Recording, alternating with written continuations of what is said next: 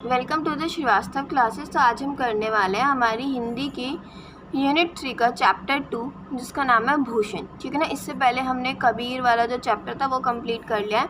अब हम करने वाले हैं भूषण जी के ऊपर, मतलब इनका जो भी लाइफ स्टोरी थी, मतलब इनके बारे में सब कुछ पढ़ने वाले हैं। ठीक है, तो हम स्टार्ट करते हैं सबसे पहले परिचय से। आप इसको इंट्रोडक्शन भी बोल सकते हैं या फिर इनका जीवन परिचय भी बोल सकते हैं। ठीक है ना। तो देखो यहाँ पे मैंने काफ़ी छोटा सा जीवन परिचय आप लोगों को दिया ताकि आपको याद करना इजी हो। तो फर्स्ट पॉइंट है हमारा, भूषण का रीतिकाल के कवियों में एक विशेष स्थान है। देखो रीतिकाल क्या था मैंने आपको बताया था, मध्यकाल को 2 पार्ट्स के अंदर डिवाइड किया हुआ था, भक्तिकाल और रीतिकाल। तो जो रीतिकाल था उनके मुख्य कवि में एक भूषण का भी एक बहुत ज़्यादा विशेष स्थान है। ठीक है। भूषण को लंबा जीवन मिला था, यानी कि इनकी जो उम्र थी वो काफ़ी मतलब ज़्यादा थी। इन्होंने एक लंबा जीवन जिया था। इनका जो जन्म था वो 1613 में 1613 ईस्वी में हुआ था और इनकी मृत्यु हुई थी 1715 ईस्वी में। ठीक है। इनके पिता का नाम था रतिनाथ और जन्म स्थान जो था इनकी जो जन्म हुआ था वो कहाँ हुआ था, त्रिविक्रमपुर गाँव, यानी कि इसको तिकवामपुर भी बोलते हैं। ठीक है ना। त्रिविक्रमपुर गांव या फिर तिकवामपुर गांव में इनका जन्म हुआ था। एक अनुमान के अनुसार प्रसिद्ध कवि यानी कि चिंतामणि और मतीराम, ये जो 2 फेमस कवि हैं ये उनके भाई थे। ठीक है ना। यानी कि ये 3 भाई थे, भूषण, चिंतामणि और मतीराम। ओके। एक दिन भाभी के ताना देने पर उन्होंने घर छोड़ दिया और कई आश्रम में गए। यानी कि क्या हुआ, एक दिन उनकी भाभी ने उन्हें नमक के ऊपर ताना दिया था। मतलब इन्होंने नमक मांगा था तो इनकी भाभी ने बोला था जब कमा के लाओगे तब नमक मिलेगा। तो तब इन्होंने ये बोलकर अपना घर छोड़ दिया था कि जिस दिन कमा के लाऊंगा उसी दिन नमक खाऊंगा। तो फिर इन्होंने क्या हुआ था, इन्होंने घर छोड़ दिया था और बहुत सारे आश्रम में फिर ये चले गए थे रहने के लिए। मतलब ये एक के बाद एक आश्रम में रहते रहे। बाद में क्या हुआ, ये आश्रय प्राप्त करने के लिए छत्रपति शिवाजी महाराज के आश्रम में चले गए। यानी कि इन्हें सहारा किसने दिया, छत्रपति शिवाजी महाराज ने, और अंत तक ये वहीं रहे। हाँ, तो क्या हुआ था, जब इनकी भाभी ने ना नमक के ऊपर ताना दिया तो उन्होंने घर छोड़ दिया और फिर बाद में ये छत्रपति शिवाजी महाराज के यहाँ चले गए रहने के लिए। मतलब इन्हें वहाँ पर आश्रय दे दिया गया और ये अपने जीवन के अंतिम समय तक वहीं पर रहे। ठीक है। अब बात करते हैं रचनाओं की। ठीक है ना। यानी इन्होंने क्या क्या रचनाएं की हैं। क्या माने, बहुत सारे ऐसे विद्वान थे जिन्होंने इनके 6 ग्रंथ माने हैं कि जो भूषण जी हैं इन्होंने 6 ग्रंथों की रचनाएं की हैं। तो वो कौन से हैं, शिवराज भूषण, शिवा बावनी, छत्रसाल दशक, भूषण उल्लास, भूषण हजारा और दूषण उल्लासा। ठीक है ना। ये ऐसे 6 रचनाएं हैं जो मानी गई हैं भूषण जी की। इनमें से जो ये शिवराज भूषण और शिवा बावनी और छत्रसाल दशक है ये मोस्ट इम्पॉर्टेंट है। ठीक है ना। इनके नाम आपको अगर एग्जाम में आपको भूषण के बारे में कुछ भी आता है तो ये लिखना बहुत ज़रूरी है। ठीक है ना। ये वाली तीनों रचनाएं। अच्छा, एक बात आपको अभी बता देती हूँ। देखो यार, मैंने आपका प्रीवियस ईयर क्वेश्चन पेपर देखा था, तो ये जितने भी आपके कवि वगैरह है ना, इनसे रिलेटेड आपको कोई भी क्वेश्चन पूछा जा सकता है। ठीक है ना। देखो, मैंने अपनी तरफ से पूरी कोशिश की है कि मैं आपको इजी से इजी कंटेंट दूं ताकि आप लोग एग्ज़ाम में अच्छे से याद करके लिख सकें। लेकिन फिर भी देखो, कोई ना कोई क्वेश्चन ऐसा आता है, मतलब वो इतनी हार्ड लैंग्वेज का यूज़ कर लेते हैं कि आपको नहीं समझ आता कि मुझे एग्ज़ाम में लिखना है क्या, मतलब पर्टिकुलर आंसर क्या है। तो आपको कुछ नहीं करना, डरना नहीं है। जो भी मैंने पूरा आपको किसी भी कवि के बारे में लिखवाया है आप एज इट इज़ लिखाओ। ठीक है ना। मतलब जो मैंने पॉइंट्स लिखवाए हैं आप वो सब लिखाओ। अगर आपका वो 10 नंबर का मतलब क्वेश्चन है तो आप चिंता मत करना, आपको 7 या 8 मार्क्स उस पर कन्फर्म मिलेंगे। ठीक है ना। क्योंकि कई बार क्या होता है, वो पूछता ईजी चीज़ है लेकिन ऐसे टर्म्स यूज़ कर देता है कि आप लोगों को समझ नहीं आता, और या किसी क्वेश्चन को छोड़ने से अच्छा उसको अटैम्प्ट करना। ठीक है। तो टीचर को पता लगेगा कि हाँ, बच्चे को इस चीज़ की नॉलेज है और वो आपको इस चीज़ के मार्क्स ज़रूर देगा। ठीक है। तो क्वेश्चन अगर इनसे रिलेटेड जो मैंने पढ़ाया है अगर इस टॉपिक से थोड़ा भी बाहर आता है तो आपको कुछ नहीं करना, एज इट इज़ आपको लिखे आना, उसका जीवन परिचय, रचनाएं वगैरह, मतलब ये सब आपको लिखे आना है। ठीक है। और आपको मार्क्स मिल जाएंगे। तो टेंशन मत लेना कि यार दीदी ने पता नहीं क्या क्या पढ़ा दिया। ठीक है। क्योंकि देखो यार, मैंने भी प्रीवियस ईयर क्वेश्चन पेपर देखा था, उसी के हिसाब से मैंने आपका कंटेंट जो है वो रेडी किया है। बट फिर भी अगर कुछ अलग से आता है तो आप लोग लिख देना, क्योंकि आपके बुक के अंदर तो बहुत ही बवाल दिया हुआ है। मैंने पढ़ी थी वो कुछ ज़्यादा ही अटपटा सा टॉपिक था। जो मुझे इंपॉर्टेंट लगे टॉपिक्स वो मैंने इसमें ऐड कर दिए हैं, बाकी को मैंने स्किप किया है। ठीक है। अब हमारा नेक्स्ट पॉइंट है, शिवराज भूषण जो है वो एक विशालकाय ग्रंथ है, यानी कि एक बहुत बड़ा ग्रंथ है जिसके अंदर 385 पद्य हैं और इसे 1673 ईस्वी में, यानी 1673 ईस्वी में लिखा गया था। अब बात करते हैं शिव बामनी में जो है 52 कविताएं, मतलब कि इसमें 52 कविताएं लिखी गई हैं जो कि छत्रपति शिवाजी महाराज के शौर्य, उनके पराक्रम आदि का वर्णन करती हैं। यानी कि इसके अंदर, इन कविताओं के अंदर शिवाजी महाराज की शौर्य, उनका पराक्रम, यानी कि वो कितने ज़्यादा शक्तिशाली थे, कभी किसी से नहीं हारे, मतलब इन सब का वर्णन किया हुआ है शिव बामनी में। नेक्स्ट आता है छत्रसाल दशक। तो देखो इसके अंदर सिर्फ और सिर्फ 10 कविताएं हैं, ठीक है।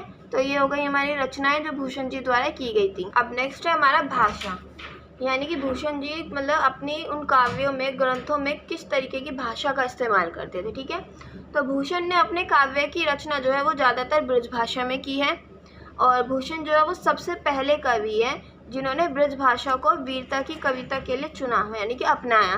तो यानी कि पहले क्या होता था, अगर किसी को भी वीरता से रिलेटेड कविता या फिर कुछ लिखना है तो वो ब्रज भाषा का इस्तेमाल ना करके दूसरी भाषाओं का इस्तेमाल करते थे, लेकिन भूषण जी पहले कवि थे जिन्होंने ब्रज भाषा को अपनाया था। भूषण की ब्रज भाषा में उर्दू, अरबी, फारसी आदि भाषाओं के शब्दों का भंडार है।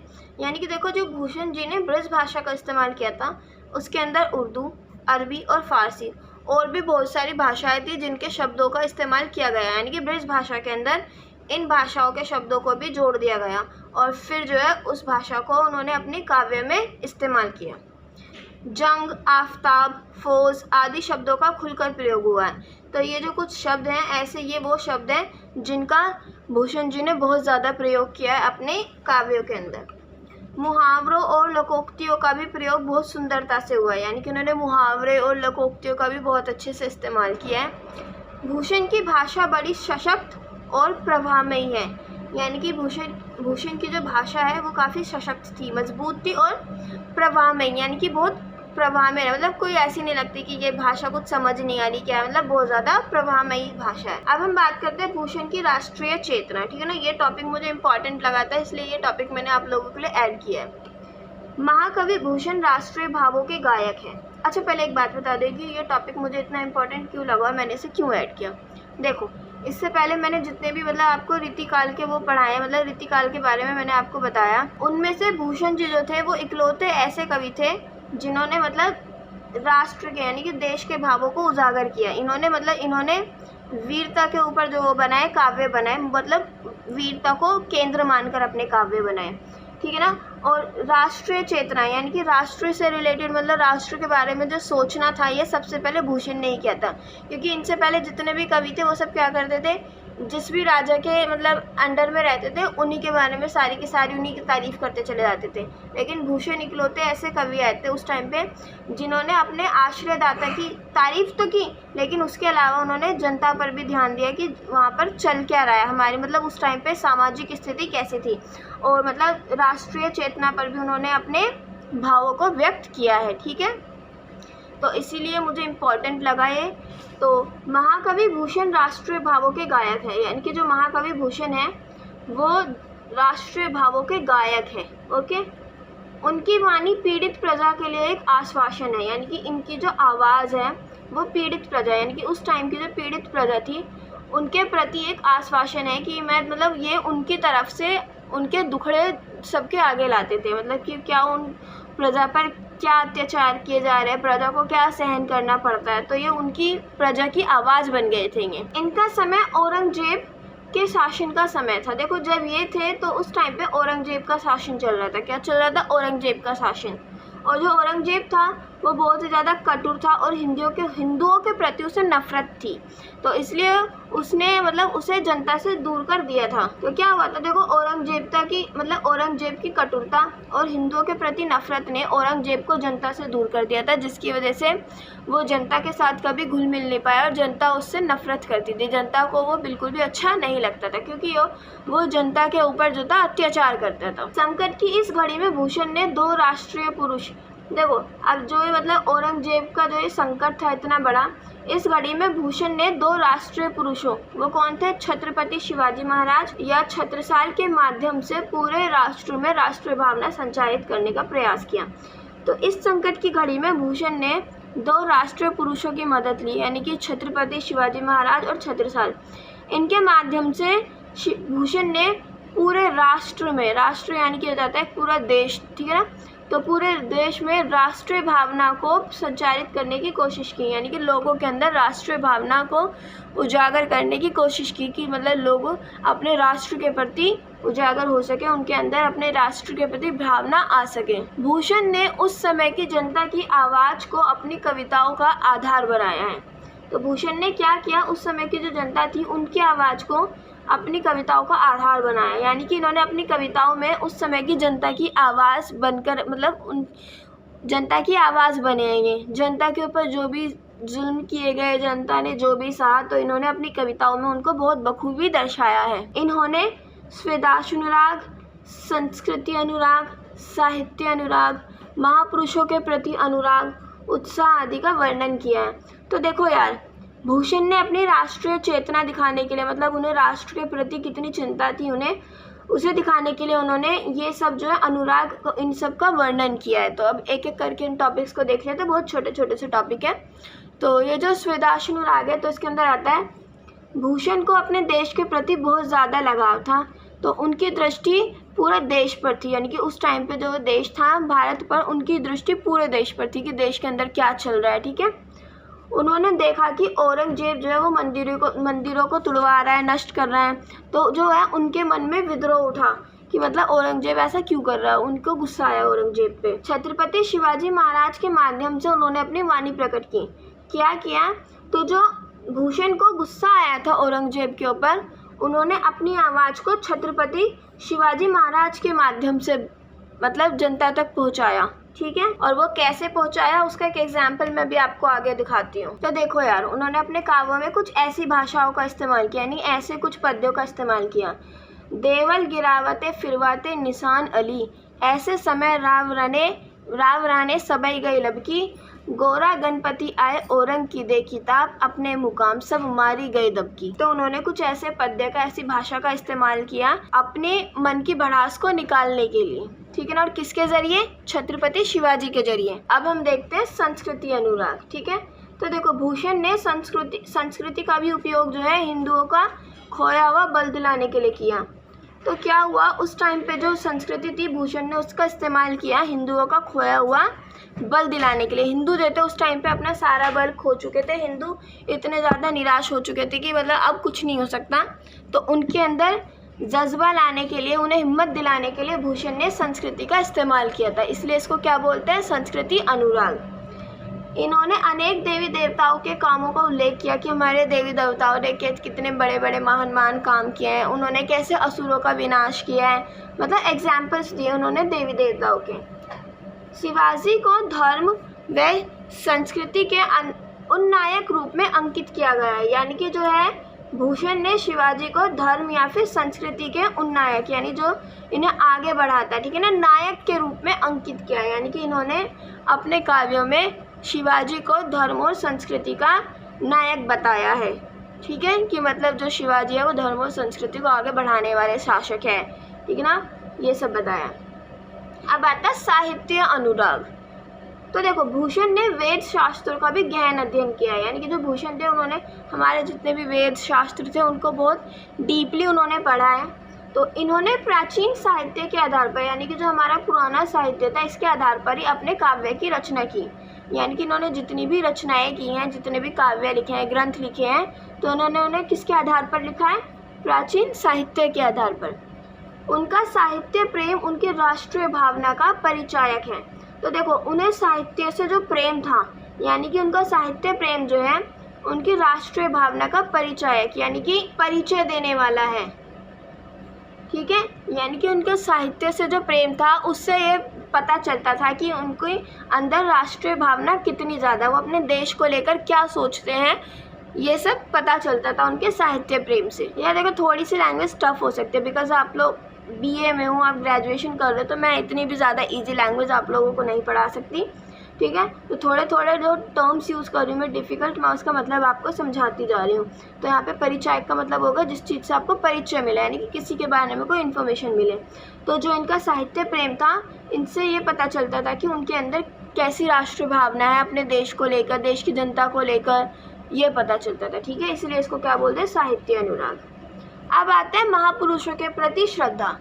ठीक है, तो देखो भूषण ने अतीत और वर्तमान के, यानी कि उस टाइम के अतीत में और उस टाइम पे जितने भी महापुरुष थे उनके प्रति श्रद्धा व्यक्त की है, यानी कि वो उनके प्रति बहुत ज़्यादा श्रद्धालु थे, उनकी बहुत ज़्यादा इज्जत करते थे। ठीक है, इन्होंने छत्रपति शिवाजी महाराज और छत्रसाल बुंदेला का उल्लेख उन्हीं प्रसंगों में किया है जो राष्ट्रीय भावना से संबंधित है। यानी कि इसमें क्या पता चलता है, भूषण जी ने छत्रपति शिवाजी महाराज और छत्रसाल बुंदेला का उल्लेख उन्हीं प्रसंगों में किया है, यानी कि उन्हीं मामलों में किया है जो राष्ट्रीय भावना से संबंधित थे, यानी कि हर जगह कर दिया। यानी कि इन लोगों को इन्होंने एक एग्जाम्पल के तौर पे दिखाया कि इनके अंदर कितनी ज़्यादा राष्ट्रीय भावना है, ये अपने देश को लेकर कितना अच्छा सोचते हैं, जनता का कितना फ़ायदा करते हैं, ये सब। तो इसलिए इन्होंने इन दोनों को एग्जाम्पल बनाकर राष्ट्रीय भावना को दिखाया था। नेक्स्ट आता है अब हमारा उत्साह। ठीक है, तो भूषण के साहित्य में सजीवता, स्फूर्ति और उमंग का भाव है। सजीवता यानी कि ऐसा लगता है जैसे रियलिटी हो रही है, एकदम रियल बेस्ड लगता है। स्फूर्ति यानी कि जो तेजी में काम होता है, स्फूर्ति यानी कि तेजी, और उमंग का जो है वो भाव दिखाई देता है भूषण के साहित्यों में। मुगलों के साथ छत्रपति शिवाजी महाराज के संघर्ष का कवि ने उत्साहपूर्ण शैली में वर्णन किया है। यानी कि देखो, मुगलों के साथ जब छत्रपति शिवाजी महाराज का युद्ध हुआ था, जब संघर्ष चल रहा था, तो कवि ने उस संघर्ष को बहुत ही ज़्यादा उत्साहपूर्ण शैली में बताया है अपनी काव्य के अंदर। यानी कि बहुत ही ज़्यादा एक्साइटेड तरीके से बताया कि क्या क्या हुआ था, ये सब। ठीक है, और क्यों बताया, ताकि जो भी लोग उनके काव्यों को पढ़े उनके अंदर राष्ट्रीय भावना जाग सके। ठीक है, तो देखो भूषण का जो काव्य था वो राष्ट्रीय चेतना से ओतप्रोत था, यानी कि पूरी तरीके से भरा हुआ था, और वे सच्चे मायने में राष्ट्रीय भावना के कवि है, क्योंकि ये इकलौते ऐसे कवि थे उस टाइम पे जिन्होंने राष्ट्रीय भावना के बारे में सोचा था। अब हम बात करते हैं साहित्य में स्थान, यानी कि भूषण जी का साहित्य में क्या स्थान है। तो महाकवि भूषण का हिंदी साहित्य में एक बहुत ही विशिष्ट स्थान है, यानी कि एक बहुत ही अलग दर्जा है इनका। वे वीर रस के अद्वितीय कवि थे, यानी कि एक ऐसे कवि थे ये, देखो अद्वितीय का मतलब होता है ऐसा इंसान जिसके जैसा दूसरा कोई ना हो, अद्वितीय। ठीक है ना, यानी इनके जैसा दूसरा ऐसा कोई नहीं था जिसने वीर रस का बहुत ज़्यादा अच्छे से इस्तेमाल किया था। ठीक है ना, इन्होंने वीर रस का इस्तेमाल करके वीरता से रिलेटेड इतने अच्छे अच्छे काव्य लिखे कि आज तक इनके जैसे काव्य कोई नहीं लिख पाया है। रीतिकालीन कवियों में वे पहले कवि थे जिन्होंने राष्ट्रीय भावना को प्रमुखता प्रदान की। देखो रीतिकालीन कवि जो थे, मतलब रीतिकाल के जितने भी कवि थे उनमें ये सबसे पहले कवि थे जिन्होंने राष्ट्रीय भावना को प्रमुखता दी थी। यानी कि इन्होंने राष्ट्रीय भावना को मेन रखा था अपने काव्यों में, कि मतलब जनता को राष्ट्रीय भावना के बारे में कैसे उनके अंदर राष्ट्रीय भावना भरी जाए, अपने देश से रिलेटेड उनको कैसे मोटिवेट किया जाए। ठीक है ना, तो ये पहले कवि थे। इन्होंने अपने काव्य द्वारा असहाय हिंदू समाज को वीरता का पाठ पढ़ाया। यानी कि उस टाइम पे जो हिंदू समाज असहाय हो गया था मुगलों के आक्रमण के कारण, उनके मतलब जो वो उन्हें प्रताड़ित करते थे उसके कारण, तो उन्होंने अपने काव्यों के द्वारा उनको वीरता का पाठ पढ़ाया था। और निसंदेह वे राष्ट्र की अमर धरोहर है, यानी कि निसंदेह यानी कि बिना किसी शक के, निसंदेह यानी कि जिस पर कोई शक ना किया जा सके, तो वो हमारे देश की अमर धरोहर है। कौन? भूषण जी, और भूषण जी के जितने भी काव्य हैं वो हमारे देश के लिए एक अमर धरोहर है। देखो अब हम बात करते हैं भूषण के कवित्व का प्रतिपाद्य, यानी कि अब जो भूषण जी ने जितने भी पद्य वगैरह लिखे हैं अब हम एक एक करके उन्हें पढ़ेंगे। ठीक है, तो देखो अब हम पढ़ने वाले हैं पद, यानी भूषण ने जितने भी पद लिखे हैं अब हम उनके कुछ एग्जाम्पल्स, मतलब उनमें से कुछ पद पढ़ने वाले हैं। तो देखो यार, यहाँ पे मैंने जो शॉर्ट में लिखा है, यानी कि जो उनके पद थे मैंने उनको यहाँ पे शॉर्ट में लिख दिया है। अब मैंने यहाँ पे इन्हें शॉर्ट में क्यों लिखा है, ताकि आप लोगों को याद करने में इजी हो। अब आपके एग्जाम्स आने वाले हैं और अब आप पूरा बड़ा याद करोगे तो आपको याद नहीं हो पाएगा, तो आपके लिए ईजी हो इसलिए मैंने यहाँ पे शॉर्ट में लिखा है। बट आपको अगर इससे समझ नहीं आता है तो मैंने आप लोगों के लिए इन्हीं को पूरा बड़ा भी लिख दिया है, यानी कि जो पूरा पद था उसको एज इट इज़ भी लिख दिया है। तो अगर आपको ये कॉपी करना है यहाँ से तो वीडियो को स्टॉप करके आप इसे कॉपी कर सकते हैं। ठीक है, तो हमारा पहला पद क्या है, गरुड़ को दावा जैसे नाग। अभी हम आगे बढ़ रहे हैं, दावा शिवराज को। तो अब ये पूरा हमारा पद क्या है, गरुड़ को दावा जैसे नाग के समूह पर, दावा नागजू पर सिंह सरताज को, दावा पुरहुत को पहारन के कुल पर, दावा सबई पश्चिम के गोल पर बाज को, भूषण अखंड नवखंड महिमंडल में, तम पर दावा रवि किरण समाज को, पूरब पछा देश दक्षिण से उतार लो, जहाँ पाता सही तहाँ दावा शिवराज को। ठीक है, तो ये हमारा पूरा पद्य था। तो अब इसका मतलब क्या हुआ, अब मैं आपको वो समझा देती हूँ। ठीक है, तो देखो इसका मतलब है, कवि कहता है कि जिस प्रकार नागों के समूह पर, यानी कि जो सांप होते हैं उनके समूह पर गरुड़ भारी पड़ता है, आप लोगों को पता होगा गरुड़ जो होता है वो सांपों को खाते हैं, जैसे हाथियों के समूह पर शेर भारी पड़ता है, ठीक वैसे ही पहाड़ों के समूह पर इंद्रराज भारी पड़ते हैं। कौन पड़ते हैं, यानी पहाड़ों के जितने भी समूह होते हैं उन पर इंद्रराज भारी पड़ते हैं। और पक्षियों के समूह पर बाज भारी पड़ता है। ऐसे ही पूरी पृथ्वी पर फैले अंधेरे को, यानी कि पृथ्वी पर जो अंधेरा फैला हुआ है उसको खत्म कर सूर्य अपना परिचय देता है, यानी कि पृथ्वी के फैले अंधेरे पर सूरज भारी पड़ता है। ठीक उसी तरह पूरब से पश्चिम तक तथा उत्तर से दक्षिण तक, यानी पूरब से पश्चिम तक और उत्तर से दक्षिण तक जितने भी राजा महाराजा या फिर बादशाह हैं उन पर शिवाजी बहुत भारी पड़ते हैं। तो यहाँ पे भूषण जी ने शिवाजी जी का जो है बखान बखेर दिए कि ये कितने ज़्यादा शक्तिशाली हैं ये सब, और चारों तरफ उनका ही अधिकार दिखाई देता है। तो इस वाले पद्य में हमें शिवाजी जी के बारे में कुछ बातें पता चली हैं, जो उन्होंने उनका बखान बखेरा, उनकी तारीफ़ की, और किस तरीके से किया वो भी आप देख सकते हो। जिस तरीके से सांप के समूह पर गरुड़ भारी पड़ता है, हाथियों पर शेर भारी पड़ता है, ठीक है ना, पक्षियों पर बाज भारी पड़ता है, फैले अंधेरे पर सूर्य भारी पड़ता है, पश्चिम से उसी तरीके से पूरब से पश्चिम, उत्तर से दक्षिण, जितना भी जगह है जहाँ के भी जितने भी राजा महाराजा और बादशाह उन सब पर शिवाजी भारी पड़ते हैं। तो इसमें ये बोला गया। नेक्स्ट हमारा साजी चतुरंग सैन पारावारियो हालत है। ठीक है, तो अब इसको मैं आपको कंप्लीट दिखा देती हूँ कि पूरा क्या है।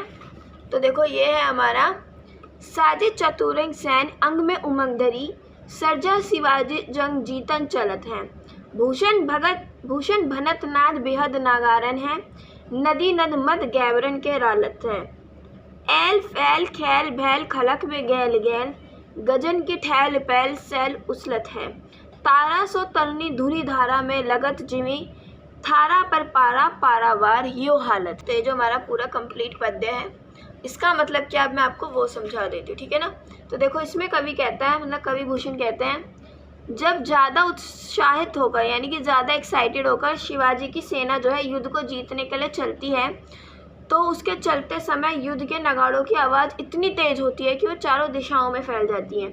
यानी कि जब शिवाजी जी की जो सेना थी वो युद्ध लड़ने के लिए जाती है तो उस टाइम पे नगाड़ों को जो है बजाया जाता है और उनकी आवाज़ इतनी तेज़ हो जाती है कि वो हर दिशा में सुनाई देती है। उनके हाथियों से जो तरल पदार्थ निकल रहा है, यानी कि हाथियों का जो लिक्विड वेस्ट होता है, ठीक है ना, यहाँ पे उसकी बात बोली गई है। लिक्विड वेस्ट में अब उनका वही सब आ जाता है, मल मूत्र वगैरह, ठीक है ना। तो हाथियों से जो तरल पदार्थ निकल रहा है वो इतना है कि वो नदी नालों का रूप ले रहा है, यानी कि वो नदी नालों की तरह बन चुका है, इतना ज़्यादा पदार्थ निकलता है। वह चतुरंगी सेना का यानी कि यहाँ पे जो चतुर सेना है चारों तरफ फैल गई है। सेना के चलने से इतनी धूल उड़ रही है कि सूरज भी तारे जैसा लग रहा है। कैसा लग रहा है? तारे जैसा, क्योंकि इतनी ज़्यादा धूल हो गई है उस सूरज में, उस धूल में सूरज नहीं दिखाई दे रहा है, एक छोटा सा तारे की तरह दिखाई दे रहा है। शिवाजी की विशाल सेना, जो इतनी बड़ी सेना, उसके चलने से पृथ्वी इस प्रकार डोल रही है, यानी कि इस तरीके से हिल रही है जैसे परात में रखा हुआ परा। अब देखो यार, ये परा यहाँ पे क्या बोला है ये मुझे नहीं समझ आ रहा, बट मैं एग्जाम्पल के तौर पे आपको बता देती हूँ। जैसे कि समझो परात में रखा हुआ कोई भी चीज़, जैसे कि नारियल ले लो, लड्डू ले लो, कुछ भी ले लो, ठीक है ना। जब आप उसे परात में रख देते हो, परात हिलती है तो क्या होता है, वो हिलता है, लुढ़कता रहता है इधर से उधर, इधर से उधर, ठीक है ना। तो ठीक उसी तरीके से पृथ्वी डोल रही है, मतलब शिवाजी की जो सेना है वो बहुत ज़्यादा बड़ी है। इस वाले पूरे पद्य में शिवाजी की सेना का जो है भूषण जी ने बताया है कि उनकी सेना कितनी ज़्यादा ताकतवर है, उनकी सेना के बारे में बताया है। नेक्स्ट आता है अब हमारा प्रेतनी पिशाचरु निशाचर शिवा नरेश भ्रुकटु चढ़ाई है। अब देखो यार, आपके लिए अब मैं इसको भी पूरा बता देती हूँ क्या है। प्रेतनी पिशाचरु निशाचर निशाचरी हूँ, मिली मिली आपस में गावत बधाई है, भैरव भूत प्रेत भूरी भूदर भयंकर से, जुथत जुथत ज्योतिनी जमात जुरू आई है, किलकी किलकी कई कुतूहल करती काली, डिम डिम डमरू दिगंबर बजाई है, शिवा पूछई शिव सो समाज आजू कहाँ जली, काहू पे शिवा नरेश भ्रुकटु चढ़ाई है। तो ये हमारा पूरा पद है। अब इसका मतलब मैं आपको समझा देती हूँ। तो इसमें जो है कवि कहते हैं कि शिवाजी की सेना को जाते हुए देखकर, यानी कि शिवाजी की जब सेना युद्ध लड़ने जाती है तो उनको देखकर पार्वती जी शिव जी से पूछ रही हैं कि आज आपकी भूतों की, पिशाचों की, राक्षसों की टोली कहाँ जा रही है, आपके जो भूत प्रेतों की टोली है ये कहाँ जा रही है। वे कहती हैं लगता है आज फिर शिवाजी नरेश किसी पर गुस्सा किया है, यानी कि इनको किसी पर गुस्सा आया है। सब भूत पिशाच एक दूसरे को बधाई दे रहे हैं। अब सोचो क्यों बधाई दे रहे हैं, क्योंकि देखो अब क्या होगा, शिवाजी की सेना जा रही है, लड़ाई होगी तो लोग मरेंगे, खून खराबा होगा, तो क्या होगा, भूत प्रेत पिशाच निशाचर इन सबको खाने के लिए बहुत सारा खाना मिलेगा। तो इसीलिए वो सब एक दूसरे को बधाई दे रहे हैं और आज वो सब जो है टोली बनाकर कहीं जा रहे हैं। और कहाँ जा रहे हैं, जहाँ पर लड़ाई लड़ी जा रही है। तो वो सब जो है एक दूसरे को बधाई दे रहे हैं। क्यों?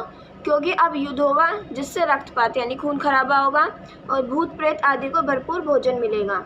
इसलिए ये सब जो है एक साथ कहीं जा रहे हैं और शिवाजी के शत्रु का जो भयंकर संहार होने वाला है, यानी कि वो अपने शत्रुओं को बहुत बुरी तरीके से ख़त्म करने वाले हैं, इसलिए ये सब खुश हो रहे हैं। ठीक है ना। तो इस पद के अंदर यही बोला गया है। तो ये कंप्लीट हो गया आपका ये वाला जो चैप्टर था। ठीक है ना। और अगर आपको इससे रिलेटेड कोई भी डाउट है तो आप मुझसे कमेंट बॉक्स में अपना डाउट क्लियर कर सकते हैं। और अगर आपको वीडियो पसंद आती है, like share and subscribe the channel. Thanks for watching. See you in the next video.